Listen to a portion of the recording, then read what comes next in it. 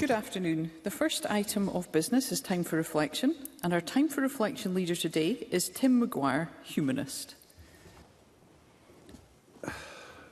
Presiding Officer, members of the Scottish Parliament, thank you so much for inviting me to address you today. I invite you to cast your minds back to one of Scotland's darkest and most unsettling novels, the private memoirs and confessions of a justified sinner. Now, it was published in 1824, and it was written by a man who was baptised in Ettrick on this very day in 1770, James Hogg.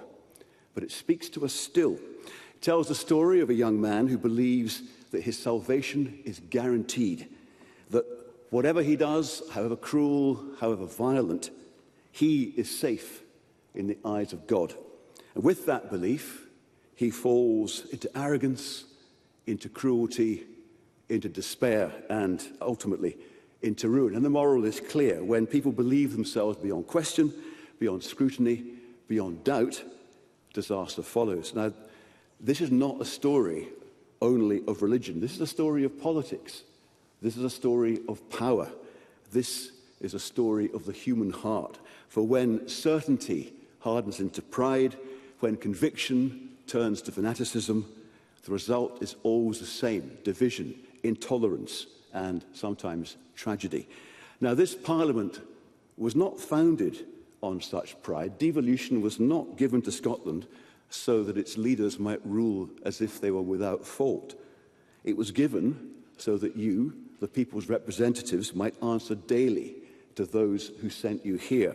Now, Hogg's tale of what happens warns us of what happens when humility is lost, when one voice insists it cannot be wrong, when dialogue is silenced, when doubt is treated as weakness. But there is also compassion in his story. The justified sinner is not born a monster. He is misled. He is persuaded. He is drawn step by step into darkness. And is that not a lesson for us too? For in our own time, when our neighbours are consumed by extremism or seduced by conspiracy, our duty is not only to condemn, our duty is to understand, to educate, and to bring back into community those who might otherwise be lost. So let us hear Hogg's voice today, not as an echo from the past, but as a warning for the present.